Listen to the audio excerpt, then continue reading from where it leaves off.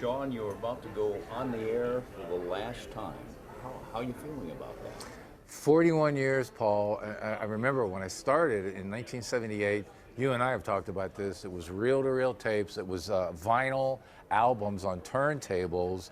There are no turntables anymore. I started in radio 5 years before compact discs were invented.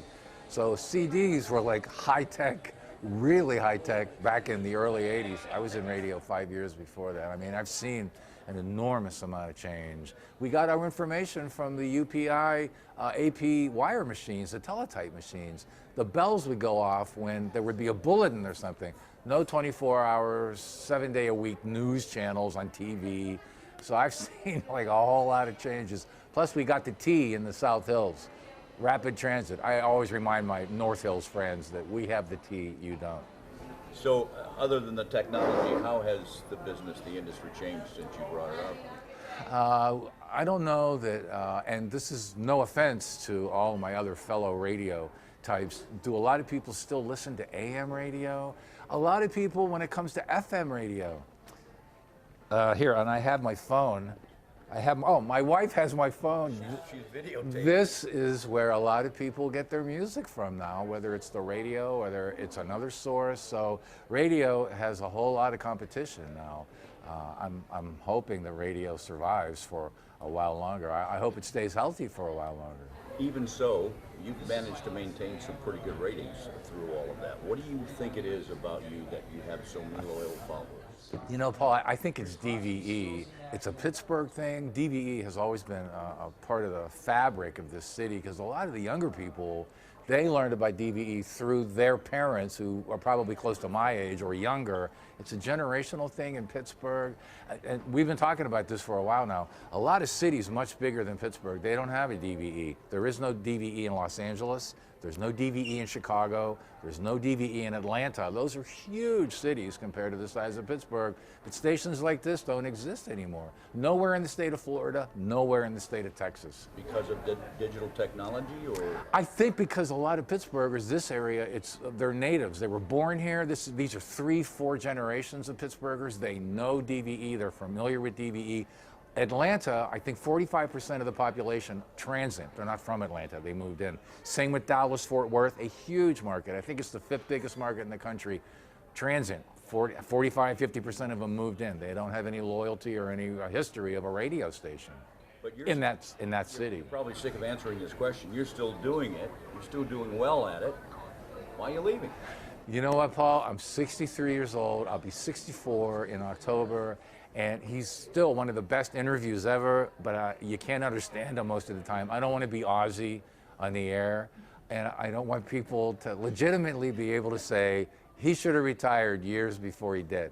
So when I still am able to not sound like Ozzy, this is a good time to let the younger folks move in. You are still an encyclopedia of rock trivia. Do you think that's one of the qualities that fans love about your show? I was talking to Mike Prizzuta and Val Porter on the morning show today. As a teenager, I would read the album covers, the backs of the covers. I would read the album labels, and I would wonder, who are these people? I knew who the guys in Cream were, but who's Robert Johnson? Who's Chester Burnett? That's Howlin' Wolf. Who's McKinley Morganfield? That's Muddy Waters. I would ask myself those questions, so it just became a learning process. I was really curious about the history of the artists and the songs. Led Zeppelin never properly credited anybody for a lot of their songs on their albums. I was always curious, who wrote that song if they didn't? So that's where it started. I'm geeky about the rock history thing. I'm going to miss you sharing that information with us. What do you think you're going to miss the most about this?